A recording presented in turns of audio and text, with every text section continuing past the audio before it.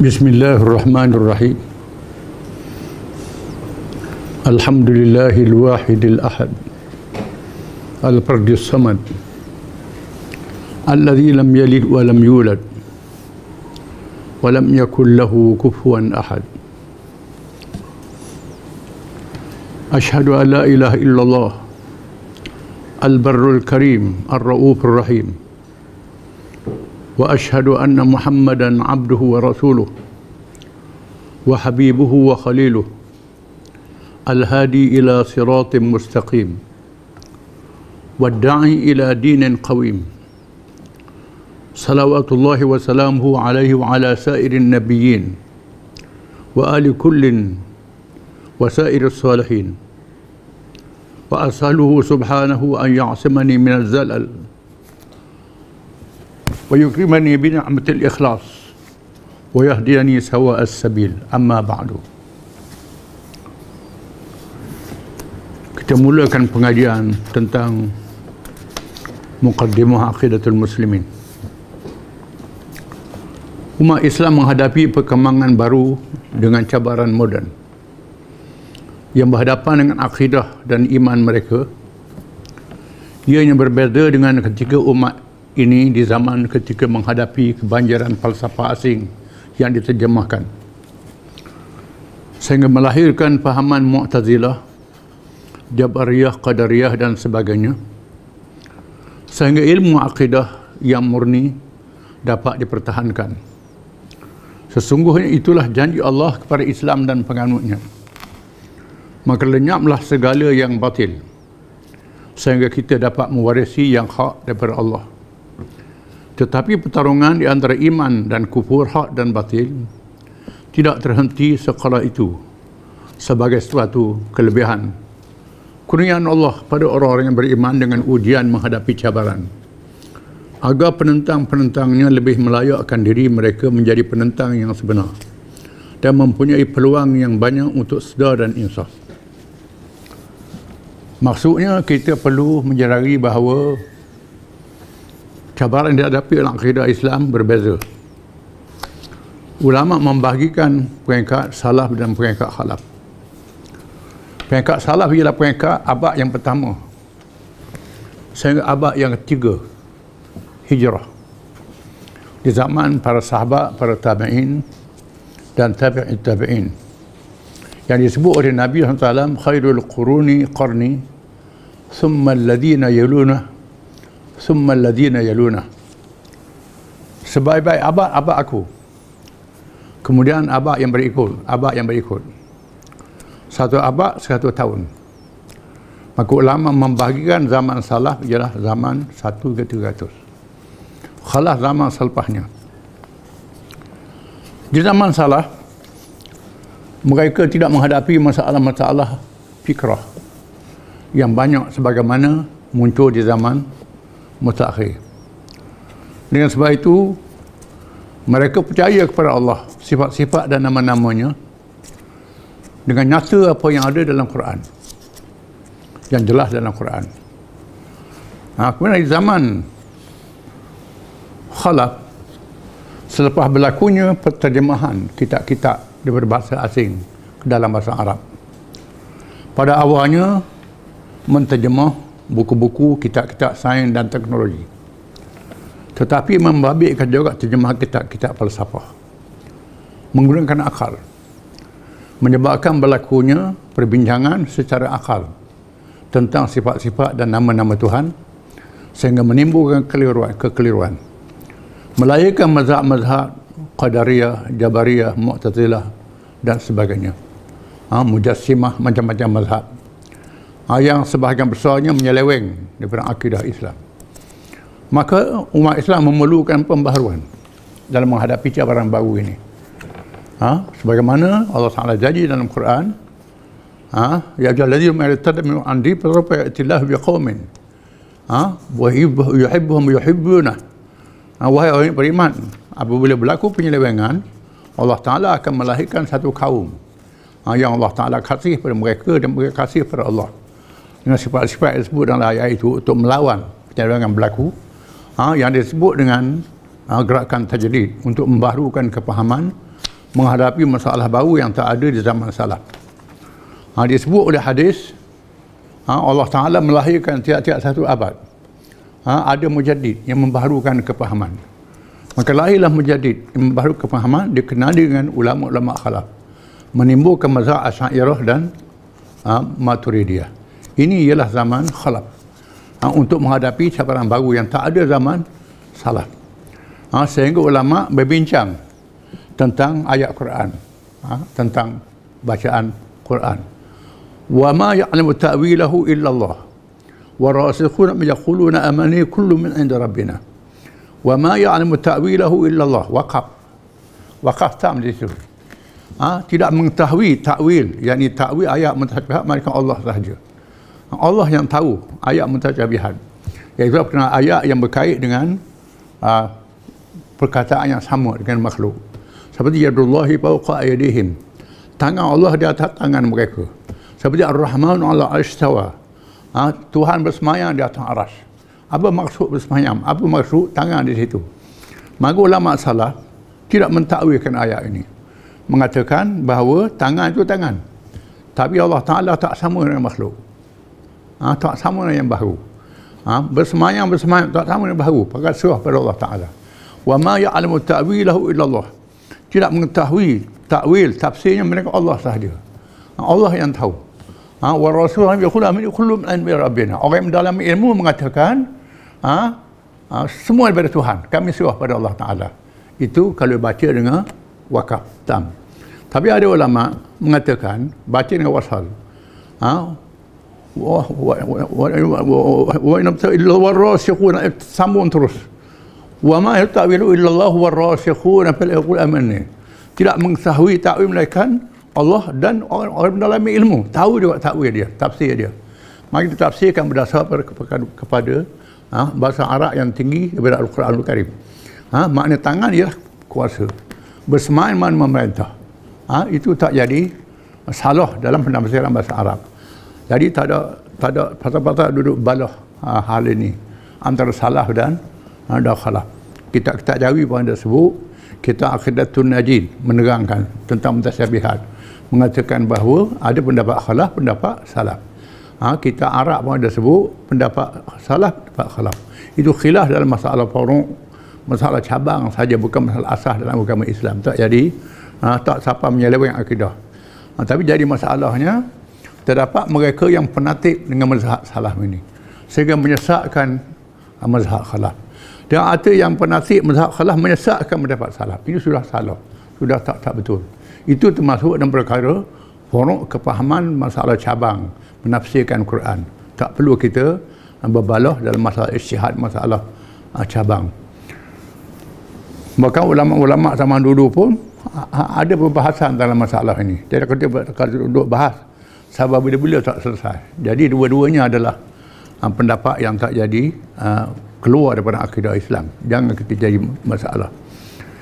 Jadi bila timbul masalah baru, masalah sekarang ni tidak lagi nama Mu'tazilah Jabariyah, nama ideologi pula, sosialisme, kapitalis, komunisme. Jadi memerlukan pembaharuan. Zaman pemujaan patung dan berhala, menyembah syaitan dan jin yang dipuja sudah banyak penjelasan untuk memahaminya. Juga tentang Mu'tazilah, Jabariyah, Qadariyah dan sebagainya sudah cukup untuk dimengertikan. Tetapi ideologi moden, teori-teori dan falsafah baru yang memuja kebendaan sebagai patung untuk bentuk baru, mengubahkan sum'ah dengan nama pesta-pesta, sesungguhnya mengelirukan banyak orang yang mengaku Islam tanpa dia sedari atau memang dia sedari telah bertindak ke peringkat melampaui batas-batas iman dan tauhid dan terpelenting ke dalam batas-batas kufur, syirik dan nifaq, menganut ideologi baru yang tak percaya pada komunisme, yang memuja kebendaan. Semua ideologi puja kebendaan, sehingga menganggap Islam ni sampingan saja. Ini sudah menyeleweng. Jadi perlu penjelasan dalam masalah ideologi baru, memerlukan tajdid dalam kepahaman. Saya kemukakan kepada saudara muslim dan muslimat yang saya kasihi, sekadar kemampuan yang ada, dengan memohon penuh taufik dan hidayah daripada Allah SWT agar dibuka cahaya kebenarannya, menembusi hati-hati yang sentiasa berbalik-balik dan berubah-ubah sikap dan pegangan, supaya mereka melalui jalan yang mustaqim dan iltizam dengan perintahnya, dia sampai rela berkorban demi menegakkan kalimahnya, kalimah Allah, iaitu kalimah tauhid yang dibawa dalam kitab dan nabi yang lain. Apabila segala-galanya berpunca dari iman yang disebut juga akidah, bahkan menjadi asas agama, fahamlah kita betapa perlu iman dan akidah.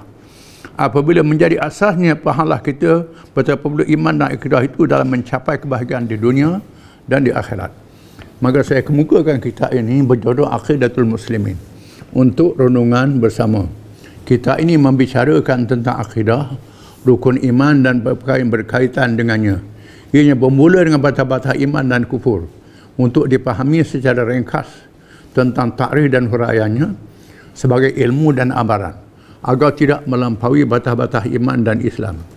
Semoga kita tidak termasuk kalangan orang yang menyesal pada hari kemudian. Amal dan semangat yang dibina di atas iman sahaja menjadi pembela sebenar di hadapan Qadhi Rabbil Jalil.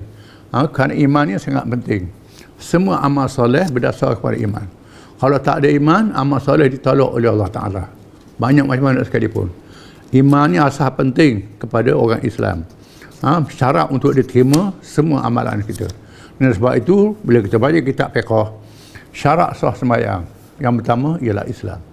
Syarat sah puasa yang pertama Islam. Syarat sah haji yang pertama Islam. Syarat sah zikir pertama Islam. Syarat sah nikah pertama Islam. Islam itu ialah yang berkait dengan kepercayaan akidah kepada Islam yang disebut dengan iman. Di dalam menjelaskan rukun iman, beriman kepada Allah, Rasul, malaikat dan kitab-kitab, hari akhirat, qada dan qadar.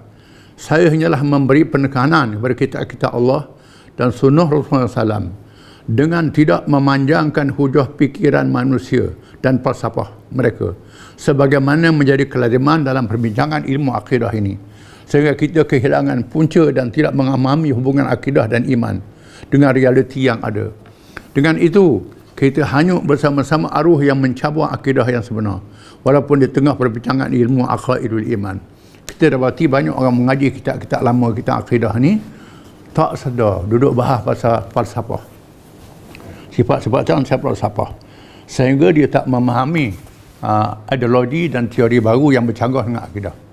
Kerana duduk bahas falsafah yang menyebutkan misal-misalan zaman dahulu sahaja tentang Jabariyah, Qadariyah, Mu'tazilah, tentang komunis, sosialis, dia tak ada.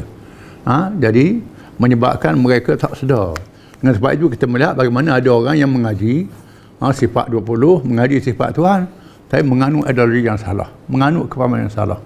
Dia tak sedar bahawa ideologi ini adalah bercanggah dengan akidah macam Mu'tazilah, macam Qadariyah, lebih teruk pada itu lagi. Dalam menjelaskan juga, saya merujuk kepada hujah yang pernah dikemukakan oleh para ulama mujtahidin. Mujtahidin bukan mujahidin.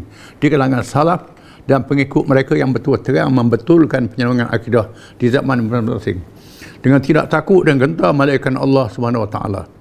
Mudah-mudahan kita mendapat berkat dan manfaat daripada mereka yang beramal dan berilmu yang dikurniakan oleh Allah kepada mereka yang menjadi waris menerima pesaka para anbiya alaihi wassalatu wassalam, iaitu ulama yang menjadi waris nabi-nabi yang menyampaikan risalah tauhid yang sebenar.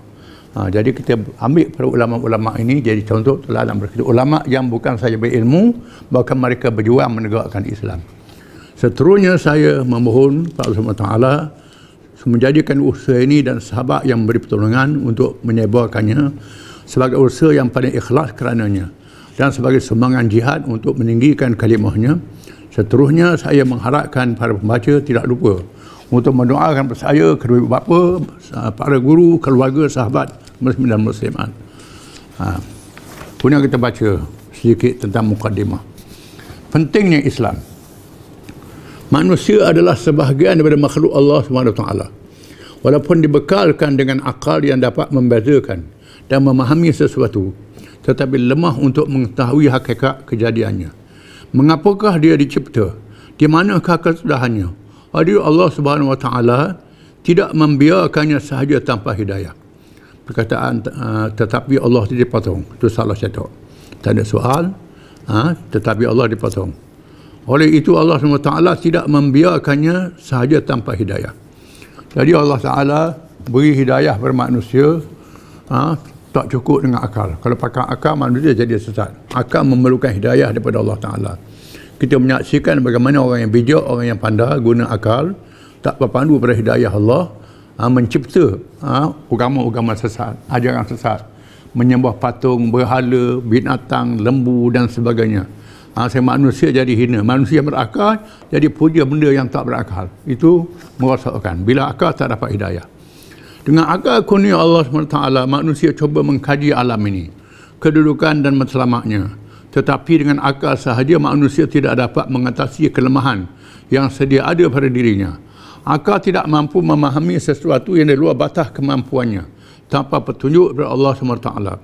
Kita melihat betapa mereka bernama ahli-ahli falsafah ketuhanan yang kononnya dengan membelakangkan wahyu ilahi telah meletakkan manusia yang mulia kejadiannya menjadi hina kerana mengabdikan diri kepada sesama manusia, kebendaan, haiwan, kayu, batu dan perkara-perkara gaib yang diada-adakan. Bila manusia pakai akal, tak pakai wahyu, petunjuk Allah Ta'ala di bawah dan dilantik oleh Allah Ta'ala, menyebabkan manusia berakal jadi sesat, jadi bodoh. Siapa mereka sembah batu, sembah kayu, sembah binatang, sembah lembu, sembah benda gaib yang diada-adakan, yang dicipta, tak sembah Allah Ta'ala sahaja. Menyebabkan akal tu jadi sesat, menunjukkan akal memerlukan hidayah. Dengan akal sahaja tidak cukup bagi manusia untuk membezakan antara baik dan buruk. Menurut fitrah insaniah, sifat menjadi manusia yang sebenarnya. Di samping itu terdapat gaib, al-ghaibiyat, yang hanya dapat diketahui melalui wahyu dan syarak, seperti beriman kepada Allah SWT dan sifat-sifatnya yang maha tinggi dan maha sempurna, beriman kepada malaikat, hari kiamat, kebangkitan dan lain-lain. Di sana ada perkara yang akal tak boleh capai tentang Allah Ta'ala. Hakikat Allah Ta'ala akal tak boleh capai, memerlukan manusia dipandu oleh wahyu, petunjuk Allah Ta'ala. Perkara gaib tentang malaikat, dosa pahala, ni akal tak boleh capai. Tentang hari kiamat, manusia tak boleh capai dengan akal. Tapi Allah Ta'ala buktikan dalil. Dalilnya, semua yang Quran beritahu adalah benar. Contohnya cerita zaman dulu disebut dalam Quran. Cerita Fir'aun, cerita Namrud, cerita Ad, cerita Samud. Nabi Muhammad tak pernah pergi tempat itu. Benda itu benar-benar berlaku. Kemudian hari ini pula ternyata tentang kejadian langit, tentang bintang cuaca beredar. Masa itu tak ada teropong, tak ada alat nak kaji peredaran bintang, matahari dan sebagainya. Quran sebut dah. Ribu-ribu tahun dulu belum ada alat lagi. Hari ini orang kaji dapati betul hak Quran kata. Maka begitulah juga hak yang Quran cerita tentang hari kiamat adalah benar. Tentang malaikat adalah benar.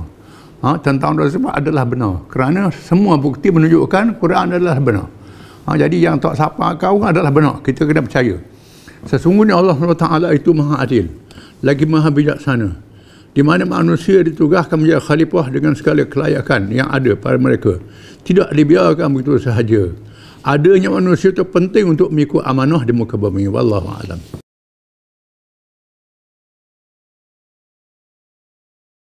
Bismillahirrahmanirrahim. Kita sambung tentang haji wada, haji selamat tinggal yang ditunaikan oleh Nabi SAW. Mengikut pendapat yang paling berautoriti al-asah, bahawa ibadat haji diwajibkan pada tahun ke-10 Hijrah, berpandukan kepada Allah menurunkan firman-Nya di akhir tahun ke-9 ketika Rasulullah SAW menerima kunjungan rombongan yang bertali arus. Jadi ayat wajib haji ini diturunkan pada tahun yang ke-9 Hijrah akhir. Tahun 9 Hijrah, Nabi buat haji selepas itu. Jadi menandakan bahawa pendapat yang asah ialah haji diwajibkan pada tahun ke-10 Hijrah. Tahun 9 tu belum lagi. Nabi tunaikan haji wada. Berikutnya kita tu Allah Ta'ala turunkan ayat wala 'alan nasi hajjul baiti man istata'a ilaihi sabila wa man kafara fa innallaha ghaniyyun 'anil 'alamin. Maksudnya menjadi kewajipan manusia terhadap Allah mengerjakan haji ke Baitillah oleh sesiapa yang mampu menjalaninya, dan sesiapa yang kufur maka sesungguhnya Allah Maha Kaya, tidak berhajatkan sesuatu pun dari sekalian makhluk. Al-Imran ayat 97. Maka inilah haji pertama dan terakhir dilakukan oleh Rasulullah SAW yang dikenal dengan haji wajah, haji selamat tinggal. Kerana selepasnya berlaku kewafatan Rasulullah SAW. Ada juga yang menamakan haji balagh, penyampaian, kerana menyampaikan amanat penting. Dan dikenali juga dengan haji Islam, kerana kemuncak penjelasan berkenaan Islam berlaku pada masa itu. Islam disempurnakan pada masa ini. Dan maka haji Islam. Jadi ayat ni, ayat mengatakan haji itu wajib. Nas mengatakan haji itu wajib pada orang Islam yang mampu, yang berkuasa. Setelah mendengar berita bahawa Rasulullah SAW akan ke Mekah mengerjakan haji, maka terlalu ramai yang menyertainya, sehingga berlaku himpunan manusia yang terlalu ramai, sayup mata memandang. Ada yang ingin belajar dari dekat, ada yang ingin mengambil berkat, dan ada yang ingin melihat wajah dari dekat, serta ada yang ingin mendapatkan semua kelebihan bersama Rasulullah SAW. Ini semua menyebabkan mereka ramai berhimpun sehingga sampai jumlahnya 100,000. 100,000 jumlah yang paling besar di masa itu. Rasulullah SAW bertolak dengan iringan rombongan yang besar itu pada hari Sabtu 4 hari lagi tamatnya bulan Zulkaidah, yakni 25 hari bulan Zulkaidah, dengan berpakaian selendang, pakaian ihram, dan membawa unta sembelihan. Unta sembelihan siap, dibawa sama.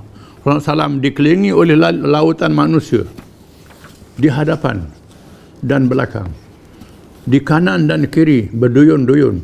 Mereka bergerak untuk melihat secara praktikal amalan ibadat haji yang sebenarnya yang dilakukan oleh Rasulullah SAW. Dalam masa yang sama, mereka nak belajar ibadat haji sendiri daripada Nabi SAW. Memang cara ibadat haji. Baginda bertolak dari Madinah selepas Zuhur dan tiba di Zulhulaifah sebelum Asar, dan bersalat Asar dan 2 rakaat sembahyang qasar. Seterusnya bermalam di situ sehingga subuh. Pada pagi ini Rasulullah SAW bersabda, semalam aku dikunjungi utusan dari Tuhanku, yakni Jibril. Dia berkata, bersalatlah di lembah yang diberkati ini dan katakan umrah di dalam haji, melakukan haji qiran sebelum menunaikan salat zuhur. Menunaikan umrah dalam haji. Jadi Nabi bangun pagi, Nabi cerita malam Jibril datang. Jibril suruh aku semayang di sini, lembah yang diberkati, iaitu lembah Aqiq. Lembah Aqiq ini ialah lembah yang memisahkan Madinah dengan tanah halal, Wadi Aqiq. Jibril suruh semayang di sini, dan kata Nabi, umrah yang dibuat ini umrah sekali dengan haji. Haji qiran. Dia haji ni ada 3. Haji qiran, haji ifrad, dan haji tamattu'. Haji qiran ialah haji yang bercampur dengan umrah, dibuat sekaligus. Haji ifrad ialah buat haji saja. Haji tamattu' buat umrah dulu, lepas tu baru buat haji. Dia 3 jenis haji. Jadi mengikut riwayatnya, Nabi buat haji qiran. Sebelum menunaikan salat zuhur, Rasulullah SAW mandi untuk ihram dan berminyak di kepala, serta memakai bauan harum di kepala dan badan yang dilomor oleh Ummul Mukminin Aisyah radhiyallahu anha dengan tangannya. Nabi pakai bauan dulu sebelum niat haji dan niat umrah. Kerana lepas haji umrah tak boleh pakai bauan lagi.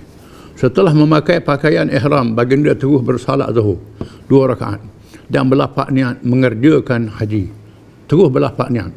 Jadi lafaz niat haji ni tak ada khilaf kan ulama. Ada pun lafaz niat semayang, niat puasa, niat lain itu ada khilaf ulama. Jadi haji ni Nabi berlafaz. Ada pun mazhab Syafi'i, haji sunat akan berlafaz semua ibadat. Mazhab lain kata haji saja sunat, ibadat lain tak berlafaz. Jadi usalli ni khilaf ulama berdasarkan kepada peristiwa ini. Mengikut riwayat yang lain, baginda berniat untuk mengerjakan serentak haji dan umrah secara qiran di tempat baginda salat. Ada juga riwayat mengatakan bahawa baginda berniat umrah, haji tamattu'. Ini berarti haji yang dilakukan itu adalah tamattu' untuk mengerjakan umrah di bulan haji. Riwayat 3 ini dikira dhaif. Setelah itu baginda keluar menunggang unta yang bernama Al-Qaswa, terus bergerak menuju Mekah dengan melaungkan talbiyah. Labbaik Allahumma labbaik, labbaik la syarika lak labbaik, innal hamda wan ni'mata wal mulk la syarika lak. Maksudnya, ya wahai Tuhanku, ya tiada sekutu bagimu, ya sesungguhnya segala kepujian, nikmat dan pemerintahan menjadi milikmu, tiada sekutu bagimu. Ini talbiyah. Disunatkan sebaik saja seorang tu masuk dalam kerja umrah dan kerja haji. Kemudian bertalbiyah lagi ketika di tanah lapang. Perjalanan diteruskan sehingga tiba di satu tempat berhampiran Mekah bernama Dhi Tuwa, dan bermalam di situ sehingga selesai salat subuh keesokannya. Selepas salat subuh dan mandi, mereka bergerak ke Mekah pada pagi Ahad 4 Zulhijjah tahun ke-10 Hijrah, setelah melalui perjalanan selama 8 malam. Setibanya di Mekah, baginda Rasulullah terus memasuki Al-Masjid Haram. Nabi masuk Mekah, masuk masjid terus, sambil melafazkan doa, Allahumma zid hadzal baita tashriban wa ta'ziman wa mahabah.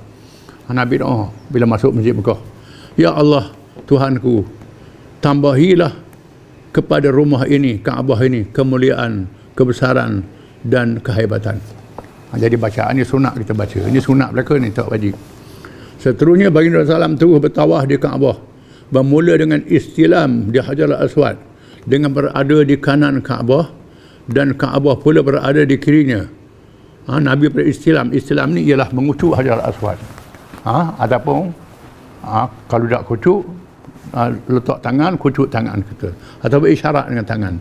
Setelah selesai bertawaf, baginda terus menuju ke makam Ibrahim dan bersabda dengan membaca firman Allah Ta'ala, wattakhadhu min maqami Ibrahim musalla, dan jadikanlah makam Ibrahim tempat bersalat. Jadi selepas tawaf, Nabi semayang sunat di makam Ibrahim. Dikenali dengan mazhab kita, mazhab itulah semayang sunat tawaf. Di situ baginda bersalat 2 rakaat dengan mendirikan salat yang di belakang makam Ibrahim, sehingga menjadikan kedudukan makam Ibrahim berada di antaranya dengan Kaabah. Itu cara dia. Makam Ibrahim antara duduk tengah antara kita dengan Kaabah. Setelah salat, baginda terus menuju ke Bukit Safa dengan menyebut firman Allah SWT, inna safa wal marwata min syairillah faman hajjal baita aw i'tamara fala junaha alaihi an yatawafa bihima.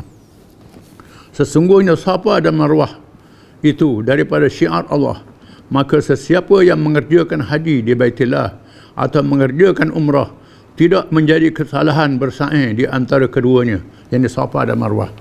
Ayat di atas diturunkan bagi menafikan keraguan terhadap sa'i terhadap berhala yang dilakukan oleh zaman jahiliah. Zaman jahiliah dulu dia puja berhala. Jadi sa'i ni macam puja berhala. Jadi Islam membatalkannya semua. Bukan puja berhala, ini mengikut sunnah yang dibuat Nabi Ibrahim Hajar, isteri Ibrahim AS, atau Safa dan Marwah.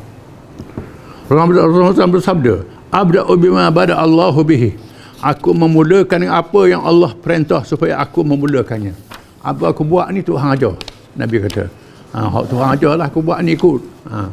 Seterusnya Rasulullah bersa'i tanpa tahallul, tak tahallul lagi. Kemudian keluar tak guti kabut. Maka ni itu riwayat Mekah haji ni haji qiran. Jadi haji campur dengan umrah. Kemudian keluar ke Hijun, tempat menetap, tempat berkhemah, dan tidak tawaf lagi selain tawaf haji kerana mengerjakan haji qiran, haji bersama umrah. Berdasarkan riwayat mengerjakan qiran, Rasulullah SAW memerintah kepada mereka yang tidak ada binatang ternakan untuk sembelih supaya bertahallul umrah sahaja. Para ulama berkhilaf di antara 3 jenis ibadat haji yang dilakukan oleh Rasulullah SAW. Haji ifrad, mengerjakan haji sahaja; haji qiran, mengerjakan haji bersama umrah; dan haji tamattu', mengerjakan umrah sahaja di bulan haji, selepasnya mengerjakan haji. Pendapat yang terkuat ialah bahawa Rasulullah SAW mengerjakan haji qiran, campur 2 sekali. Di hari ke-9 Zulhijjah yang dikenal dengan hari Tarwiyah Rasulullah SAW menuju ke Mina. Wallahu a'lam.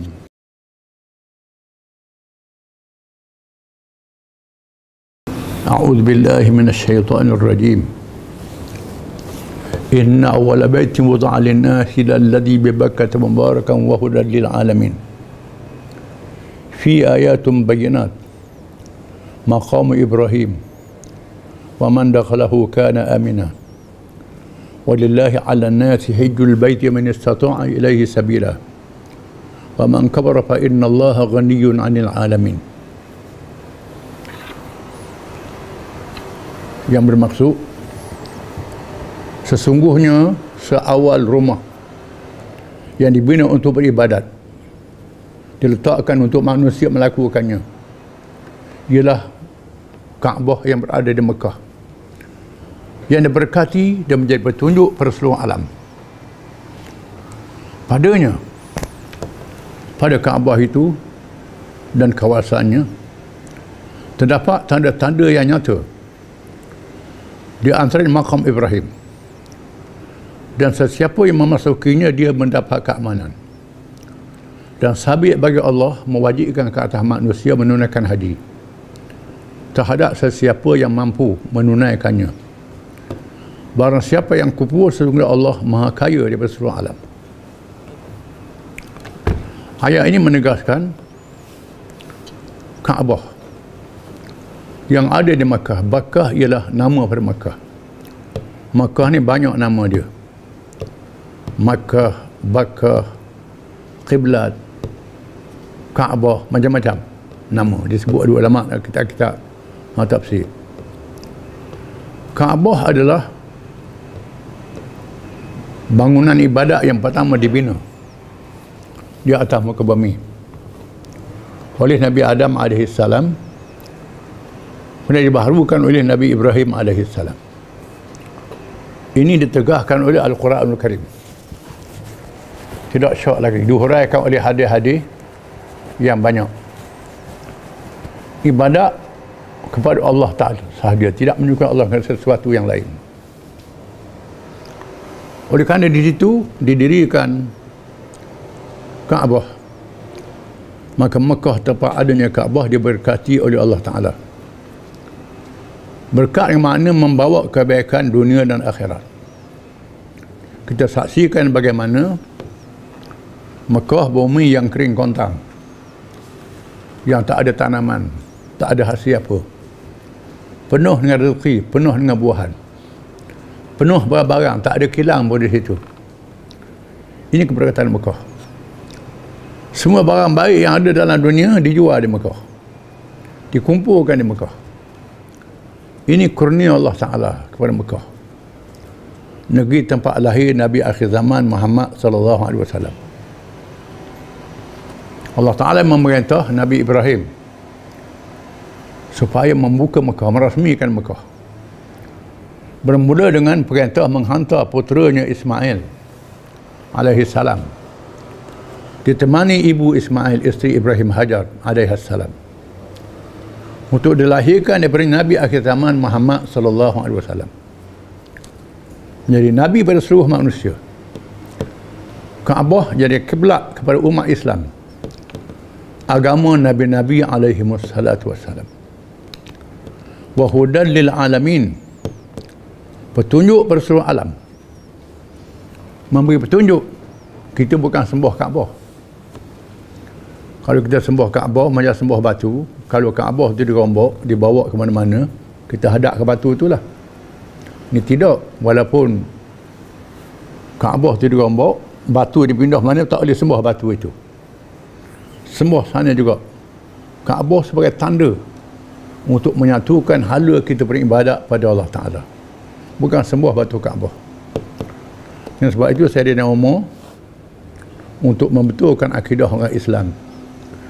Bila dia nak Islam Hajar Aswad, saya nak kata wahai Hajar Aswad, aku tahu mu ni batu yang tak boleh berdarat, tak boleh manfaat.